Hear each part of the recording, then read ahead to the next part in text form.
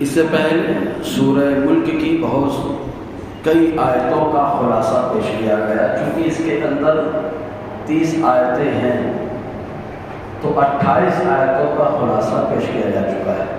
ابھی اپنے سامنے 29ویں اور 30ویں آیت ہے۔ 29ویں آیت میں اللہ تعالیٰ کیا حکم دے رہا ہے، کیا ارشاد فرما رہا ہے؟ 29ویں آیت میں اللہ تعالیٰ فرماتا ہے، اے محبوب آپ اپنی زبان سے کہہ دو میں جس کی عبادت کرتا ہوں اس کا نام رحمان ہے، اس کا نام رحمان ہے۔ یہ کیوں کہا گیا، وجہ کیا بنی؟ وجہ یہ بنی کہ مکہ کے باشندے چونکہ الگ الگ بتوں کی پوجا کرتے تھے وہ، اور نام بھی الگ الگ ان لوگوں نے رکھا تھا، کسی کا نام اساف ہے، کسی کا نام نائلہ ہے، کسی کا نام منات ہے، کسی کا نام عزا ہے، ایسے چھوٹے چھوٹے بت تو بہت سارے تھے، سب کی وہ عبادت کرتے رہتے تھے۔ تو حضور صلی اللہ علیہ وسلم چونکہ اسلام سے لوگوں کو قریب کرنا تھا، لوگوں کو اسلام کی طرف راغب کرنا مقصود تھا، اس لیے آقا دو جہاں صلی اللہ علیہ وسلم نے فرمایا، سنو ہم جس اللہ کی عبادت کرتے وہ رحمان ہے، مطلب رحم فرمانے والا ہے، روزی وہی دیتا ہے، ورنہ گناہوں کی وجہ سے تو وبال آ جانا چاہیے تھا، سانس لینے کے لیے ہوائیں وہی دیتا ہے، ورنہ شرارت کی وجہ سے تو عذاب آنا چاہیے تھا، وہی زندگی گزارنے کے اسباب مہیا کرتا ہے، ورنہ عذاب انسان کے اعمال کی وجہ سے آ جانا چاہیے تھا۔ تو گویا کہ جو تمام چیزیں عطا فرما رہا ہے وہی ہے جسے رحمان کہا جاتا ہے۔ تو لوگوں کو رحمت دلانے کے لیے یہی وجہ ہے کہ وہ لوگ جب کبھی کوئی چیز شروع کرتے تو کیا لکھتے معلوم؟ بت کے نام سے، بسم اللہ، لات کے نام سے شروع، کوئی کہتا بسم العزا، عزا کے نام سے شروع۔ ایک ماحول تھا زبردست ان کا اپنے اعتبار سے۔ ایسے دور میں آقا علیہ السلام نے فرمایا نہیں، بسم اللہ الرحمن الرحیم، اس اللہ کے نام سے شروع جو رحمان بھی ہے رحیم بھی ہے نا۔ اس دور میں رحمان ہے، تم نے عزا کے نام سے شروع کیا، کیا ملا؟ منات کے نام سے شروع کیا، کیا ملا؟ لیکن دیکھو ہم نے اللہ کے نام سے شروع کیا، گھر میں جائیں تو شیطان نہ آئے، کھانے بیٹھ جائے تو شیطان بھاگ جائے، ہے نا، اللہ کے نام سے شروع۔ تو اس طریقے سے حضور صلی اللہ علیہ وسلم نے ان کو دین کی طرف راغب کیا اور بتایا کہ رحمان ہے وہ۔ مزید یہ کہ یہ لوگ بڑے ٹینشن میں رہتے تھے، مکہ کے باشندے اور کہتے دیکھو آپ تو کہتے ہو ہمارا اللہ ایک ہے، لیکن کبھی آپ کہتے ہو اللہ اور کبھی کہتے ہو رحمان، کبھی کہتے ہو رحیم، کبھی کہتے ہو غفار، کبھی کہتے ہو ستار، کبھی کہتے ہو قہار، کبھی کہتے ہو رؤوف، کبھی کہتے ہو بصیر، کبھی کہتے ہو سمیع۔ یہ تو الگ الگ لوگ ہو گئے۔ تو اللہ تعالیٰ فرماتا ہے محبوبی کو بتاؤ، ایما تدعو فلہ الاسماء الحسنی، اللہ تعالیٰ کے بڑے اچھے اچھے نام ہیں، تم جن ناموں سے چاہو پروردگار کو بلا سکتے ہو، جن ناموں سے چاہو بلا سکتے ہو۔ اللہ تعالیٰ کے ناموں کی شان یہ ہے، کہتے ہیں ابو ہریرہ رضی اللہ تعالی عنہ روایت کرتے ہیں کہ حضور نے فرمایا، ترمذی کے اندر آیا کہ جو اللہ تعالیٰ کے 99 نام یاد کر لے اللہ تعالیٰ اس کا داخلہ جنت میں فرما دے گا۔ تو اللہ تعالیٰ کا نام یاد کرے، جنت میں جانے کے لیے کافی ہے۔ گانے تو بڑے یاد ہوتے ہیں، ترانے تو بڑے یاد ہوتے ہیں، افسانے تو بڑے یاد ہوتے ہیں، لیکن نہ ترانہ کام آئے گا، نہ افسانہ کام آئے گا، نہ گانا کام آئے گا، لیکن خدا کا نام دل میں بیٹھ گیا اللہ تعالیٰ جنت میں داخلہ عطا فرمائے گا۔ تو اس طریقے سے کہا اے محبوب ہے تو وہ رحمان ہے، اور میں ان پتھروں پہ بھروسہ نہیں کرتا، میرا رب رحمان ہے، جس پہ بھروسہ کرتا ہوں توکل کرتا ہوں وہ رحمان ہے۔ تو لاکھ مخالفت کر لو، لاکھ تم لوگ جو ہے ختم کرنے کی سازش کر لو، لیکن رحمان پہ جو میرا توکل ہے بڑا مضبوط ہے نا۔ اللہ تعالیٰ فرماتا ہے قل، اے محبوب آپ کہہ دو۔ کیا بات ہے مصطفیٰ، کہتے ہیں کبھی کبھی بچہ جس سے ہم محبت کرتے ہیں وہ اگر کوئی جملہ بولتا ہے تو بڑا اچھا لگتا ہے، بولتے بولو بیٹا ایک۔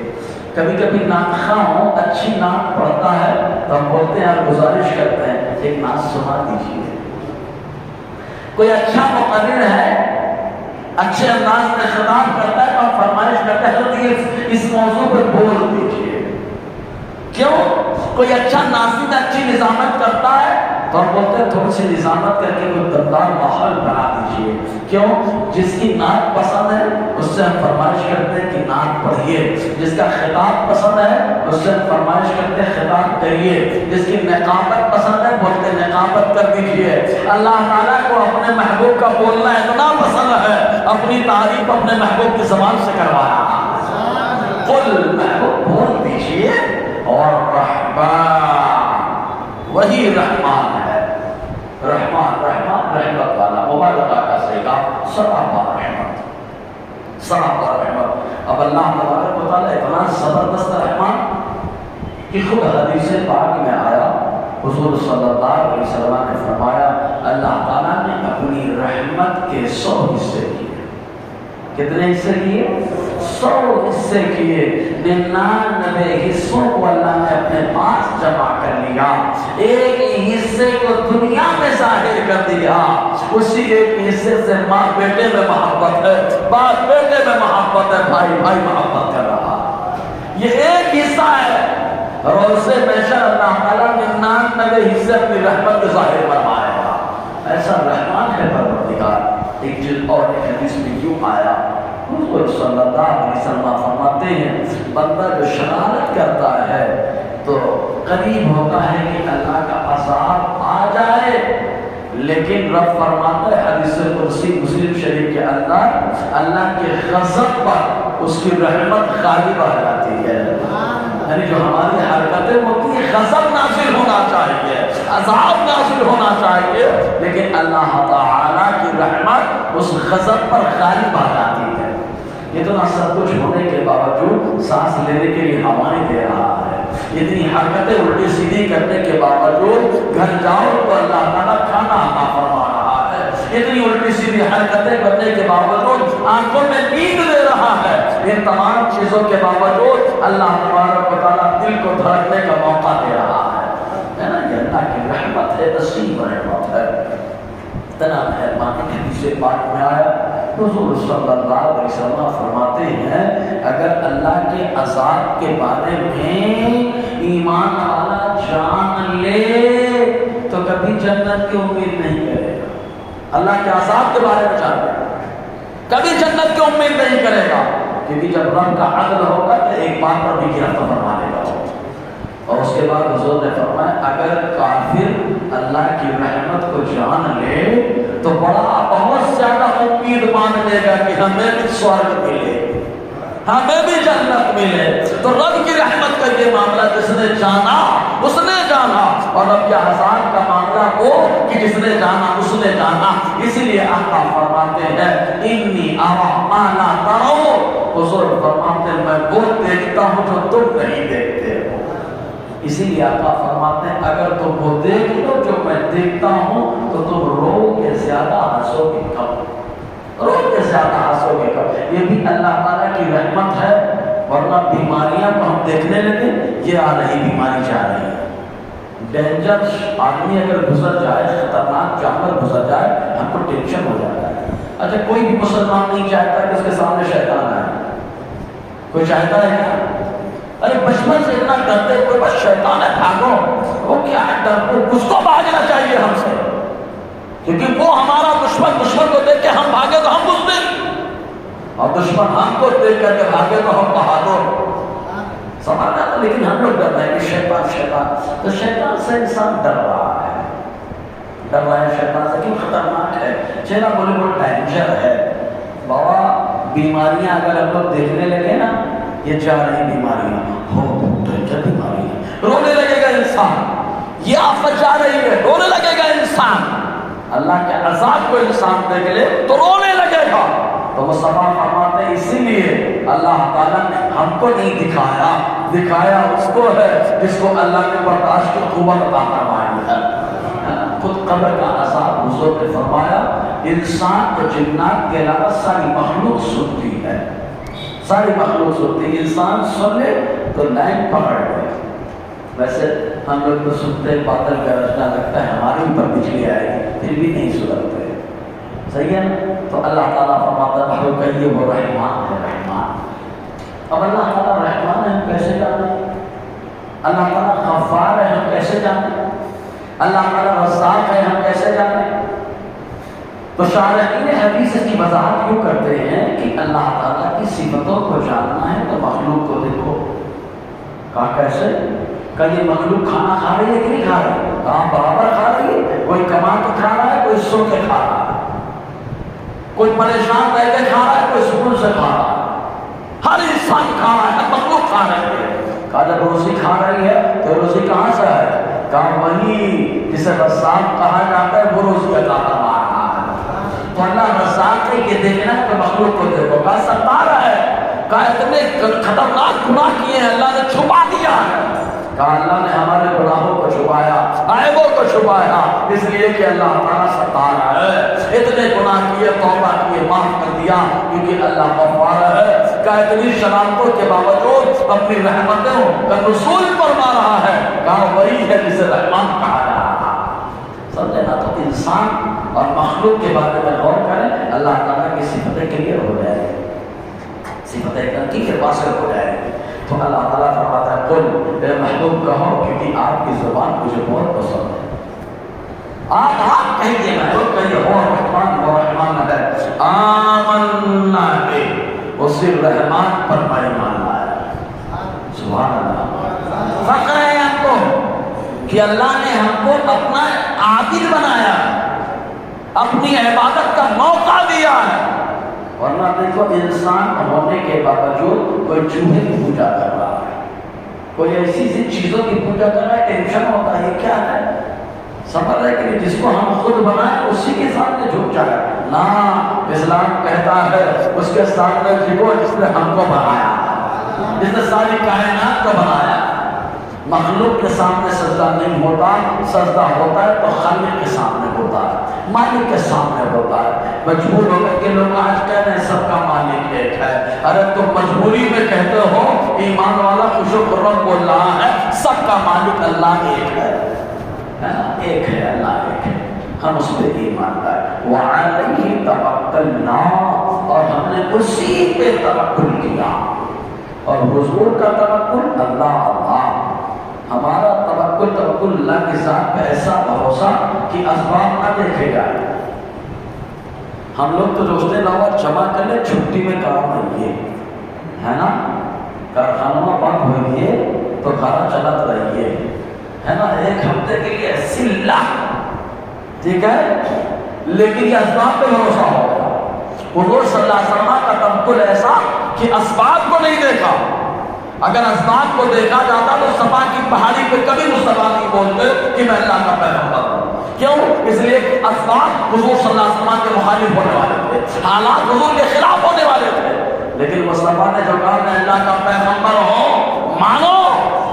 سب مخالفت کر رہے ہیں لیکن مصطفیٰ اپنے کا نام نہیں لے رہے۔ کیوں؟ کہا تمہارے سپورٹ میں آئے گی تو مخلوق آئے گی، اور جو میں نے کہا ہے میرے سپورٹ میں میرا خالق ہے، میری مدد کے لیے میرا خالق ہے۔ اللہ مرحوم کا مددگار ہے، اور اللہ جس کی مدد کرے اللہ اس کی مدد بے مثل و بے مثال وہاں سے مدد کرتا ہے کہ بندہ گمان بھی نہیں کر پاتا ہے نا؟ تو اللہ کے ذات پر حضور کا توکل مضبوط، زبردست مضبوط۔ اب حضور نے کہا میں اللہ پہ ایمان لایا، اسے بھی بھروسہ کیا۔ اے مکہ کے باشندے تم لوگوں نے کس کے اوپر ایمان لایا؟ یہ اتھر پتھر نگڑا پڑا، ان پہ تم نے بھروسہ کیا۔ فَسَتَعْلَمُونَ مَنْ هُوَ فِي ضَلَالٍ مُّبِينٍ، ان قریب تمہیں معلوم ہو جائے گا کون کھلی ہوئی گمراہی میں تھا، سب معلوم ہو جائے گا۔ آدمی کے بدن سے جیسے روح نکلنے لگتی ہے فوراً احساس ہو جاتا ہے کہ میں غلط تھا، غلط تھا، غلط تھا، غلط تھا۔ اور جو دیوانہ ہوتا ہے وہ یہی بولتا ہے روح نکل رہی لیکن جلوہ محبوب تو مل رہا ہے، رحمت کے فرشتے آ رہے استقبال کرنے کے لیے کہ دلہا تیار کیا جا رہا ہے۔ اور جو آدمی شریر ہوتا ہے، ایمان والا نہیں گمراہ ہے، اس کو احساس ہو جاتا ہے آج تو مکاریہ خود کر لیں لیکن اس ٹائم پہ کیا روح نکلنے کی آفات آتی ہے، نکلتی نہیں ہے، ہونا بھی چاہیے۔ دیکھنا جو نالائق ہوتا ہے اس کو کھینچ کے لے گیا مدرسے کا بچہ جو پڑھنے میں تیز ہے وہ شوق سے جاتا ہے کیونکہ اس کو مدرسے کا شوق ہے، اور جو نہیں پڑھنا چاہتا تو ٹانگی ٹولا کر کے لے کے جاؤ، چاہے جیسے جاؤ، جانے کے لیے تیار نہیں ہوتا۔ اور بس روح دو طریقے سے ہے، کچھ وہ روح ہے جو آخرت کو پسند نہیں کرتی ہے، اور کچھ وہ روح ہے جو آخرت کو پسند کرتی ہے۔ جو پسند نہیں کرتی ہے تو نکلتی بھی نہیں جلدی، بڑی تکلیف سے نکلتی ہے، بڑی تکلیف ہوتی ہے ان کو، مطلب نکالنے میں تکلیف ہوتی ہے اس کو کہ وہاں کیسے جائے، وہ ماحول ہمارا نہیں ہے، وہ ماحول کسی اور کا ہے۔ لیکن جب دیوانے کی مدد سے روح نکلتی ہے تو روح بولتی ہے چلو سلام، جس کے لیے پوری زندگی کیا تھا تمام، آج اسی سے ملاقات ہونے والی ہے، کیونکہ آخرت کو وہ پسند کرتا ہے۔ حدیث پاک میں اس کو یوں کہا گیا کہ اللہ کے رسول صلی اللہ علیہ وسلم نے فرمایا کہ جو اللہ کی ملاقات کو پسند کرتا ہے اللہ تعالیٰ اس بندے کی ملاقات کو پسند کرتا ہے۔ جو پسند کرتا ہے کہ اللہ سے ملاقات ہو، اللہ تعالیٰ اس کی ملاقات کو پسند کرتا ہے۔ تو اس کو قریب معلوم ہو جائے گا کہ کون کھلا ہو رہا ہے۔ اس کے بعد ایک آخری جو آیت ہے اللہ کی قدرت کی وسیع نشانی۔ مکہ شریف کہاں ہے؟ پتھریلے علاقے، پہاڑی علاقے، وادی خیر سی سلام ہے، وہاں پانی نہیں، لیکن ایک اللہ کی قدرت کا نمونہ ہے، نشانی موجود ہے۔ کہا کیا؟ کل زمزم کا کنواں، سبحان اللہ، پانی پیو، پیاس بھی مٹے، بھوکے ہو تو پیو، بھوک بھی مٹے۔ بھوکا آدمی پیے تو بھوک مٹ جائے، پیاسا پیے تو پیاس مٹ جائے، وہ زمزم کا کنواں۔ کہاں یہ تاثیر کہاں سے آ گئی؟ کہاں حضرت جبرائیل علیہ السلام جو آئے حضرت اسماعیل علیہ السلام کی ایڑیوں کی برکت سے اللہ نے پیدا فرمائی ہے نا۔ پیدا ایک وہ کنواں تھا، دوسرا کنواں کون سا تھا؟ ایک شخص تھا جس کا نام تھا میمون حضرمی۔ میمون حضرمی نے ایک کنواں کھدوایا تھا، وہ بھی کنواں تھا، لوگ اس کا پانی استعمال کرتے تھے۔ تو اب ان لوگوں کو مکہ کے باشندوں کو کہا گیا یہ ریتیلا، یہ پہاڑی علاقہ، اگر اللہ تعالیٰ یہاں کنویں کا پانی دھسا دے، ختم کر دے تو کون لائے گا بتاؤ؟ کون لائے گا بتاؤ؟ اگر اللہ نے پانی دھسا دیا تو کون لے کر گیا ہے؟ یہ اس لیے کہا جاتا ہے کہ تم لوگ پتھروں کی پوجا تو یہ لائیں گے، ہاں یہ کیا اپنے ہم کو بچا نہیں پاتے، پانی کیا لائے، یہ کیا کر پائے؟ تو کہا پانی کون لائے؟ کہا وہی رحمان جس نے پہلی بار زمزم کو پیدا فرمایا، وہی رحمان۔ اگر پانی دھسا دیا تو کون لے کر کے آئے گا؟ اللہ تعالیٰ فرماتا ہے قل، محبوب کہہ دو، سبحان اللہ، محبوب کہہ دو، کیونکہ آپ کی زبان سے بات نکلتی ہے تو مجھے بڑی پسند آتی ہے۔ محبوب آپ بولو اور آئے تم بتاؤ، ان اصبح ماؤکم غورا، اگر ہو جائے تمہارا پانی دھسا ہوا، دھس جائے، ختم ہو جائے کنویں کے اندر، لیکن واہ اللہ تعالیٰ کی شان دیکھو، اس نے اپنے محبوب کو بھی یہ منصب و مقام دے دیا کہ اگر صلح حدیبیہ ہو، کنویں کا پانی ختم ہو جائے، صحابہ جا کر شکایت کر دیں، مصطفیٰ پیالے میں پانی منگائے، اپنے ہاتھ کو رکھ دے، اللہ تعالیٰ پنجوں کے درمیان سے آبشار اور سوتے کو پیدا فرمایا۔ یہ مصطفیٰ رحمت کا کرم۔ ایک چیز اور بتاؤ، موسیٰ علیہ السلام نے پتھر سے پانی نکالا ہے نا، مارا، 12 چشمے نکلے ہوئے، میٹھا پانی، کھارا نہیں، زمین سے میٹھا پانی، سبحان اللہ۔ اچھا کیا بتائیے پتھر سے کیا نکلتا ہے؟ پانی نکلتا ہے کہ خون نکلتا ہے؟ پانی نکلتا ہے نا، خون مواد بھی وغیرہ نہیں نکلتا، لیکن انگلی سے جب نکلتا ہے تو خون نکلتا ہے، پیپ نکلتا ہے، پانی نہیں نکلتا۔